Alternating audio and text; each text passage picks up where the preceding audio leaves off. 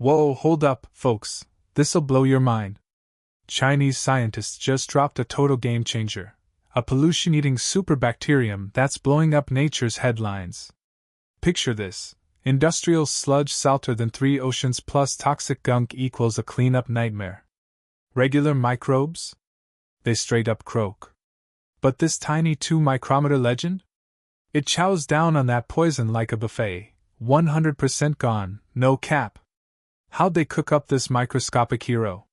Why is it unbeatable in harsh conditions? Stick around. You're about to witness next-level ecotech. All right, you're going to want to hear this because it's a huge deal. Chinese scientists have just pulled the curtain back on a new piece of black technology, and it's making major headlines, straight out of the journal Nature. What we're looking at is a custom-built, pollution-eating superbacterium. I want you to imagine the absolute worst-case cleanup scenario. So on one hand, you've got this chemical soup of super toxic industrial waste. On the other, you've got water that's way saltier than any ocean. Now mix them together. What do you get? Well, you get a nightmare problem that honestly we haven't had a good answer for until now. You see, this toxic, salty mess is a literal death sentence for the usual microbes we rely on for bioremediation, where we use living things to clean up our messes. They just can't handle it. They die. Which means this gunk just sits there, a huge, unsolved headache for the environment. So let's really zero in on the challenge here. We're talking about this massive problem of treating high-salt industrial wastewater, which is a nasty byproduct of some of the biggest industries on the planet. Okay, check out this number, 102.5 grams per liter. Now to give you some perspective, the ocean sits at about 35 grams per liter. So this waste is nearly 3 times saltier. I mean, think about that. It's an environment so extreme, it's basically hostile to life as we know it. So, faced with a problem like that, what do? Well, you build a hero, a microscopic one, engineered from the ground up, called VCO-15. And look, this is not just some little lab experiment. The people who built it are calling it a magic tool for real-world cleanup. And it is incredibly small. We're talking just 2 micrometers. That's about 50 times thinner than one of your hairs. But don't let its size fool you. Its power is immense. So how'd they do it? Well, it all came down to 3 main steps. First, they needed a base, a tough chassis. So they picked this naturally salt-loving bacterium that grows super fast. Then they basically installed new software. They added 5 specific gene clusters to teach it how to eat toxins. And finally, they tweaked its performance using some really cutting-edge tech. And this is the secret sauce, right here. It's a homegrown Chinese gene editing system called Intimate. Now, what's so special about it? Well, it's incredibly good at installing these really long, really complex DNA instructions into a microbe. That's been a massive hurdle in gene editing for a long time. It's like instead of just giving it one new recipe, they're giving it a whole cookbook, letting it break down a bunch of different dangerous chemicals all at once. So what's on the menu for this little guy? Basically, a buffet of industrial poisons. We're talking things like toluene, biphenyl, naphthalene, really nasty stuff that's super hard to get rid of. But for this bacterium, it's just lunch.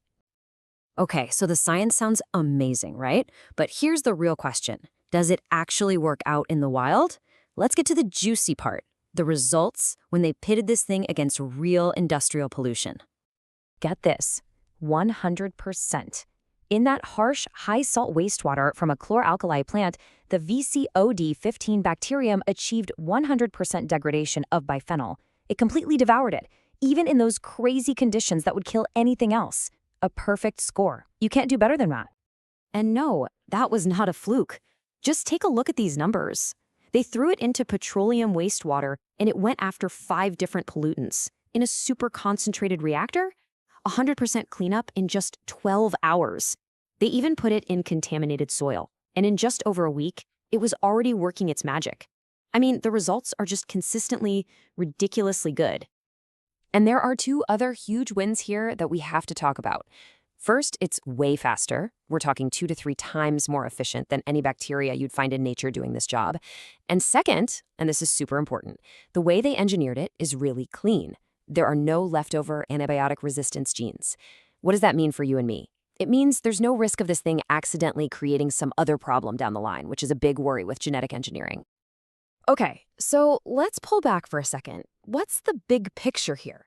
What does all this actually mean?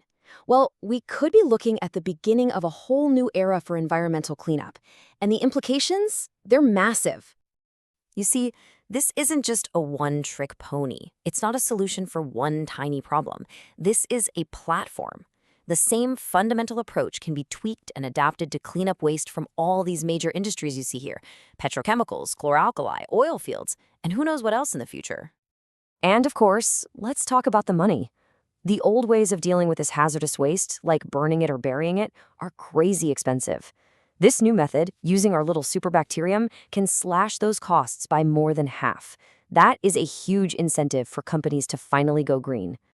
But here's the real win for the planet. The toxic gunk doesn't just get moved from one place to another. It gets completely taken apart, broken down into its most basic, harmless building blocks: carbon dioxide and water. That's it. This is a massive step towards those global dual carbon goals everyone's talking about. So, what's next? Well, the success of this one bacterium isn't the end of the story. It's really just the beginning. It's a launch pad for what's to come. And here's the really brilliant part. That core intimate system we talked about, it's designed to be modular. It's like a toolkit. You can easily add new tools and upgrade it to go after all sorts of new pollutants as they pop up. And just think about where this could go. I mean, imagine sending out fleets of these little bio-cleaners to tackle huge oil spills in the ocean. Or what about a version designed to literally eat the microplastics that are choking our waterways? You could even flip the script and engineer them to turn waste into valuable chemicals. The possibilities are just staggering. It really all boils down to this incredible idea right here: using the micropower of microbes to solve the macro pollution of the globe. That perfectly captures what this is all about. It's a total game changer. So, we've now seen that we can literally engineer life to clean up our biggest messes. The question isn't, can we do it anymore? The question is, what's next on the list? What other huge global challenges could we solve by, well, redesigning life itself?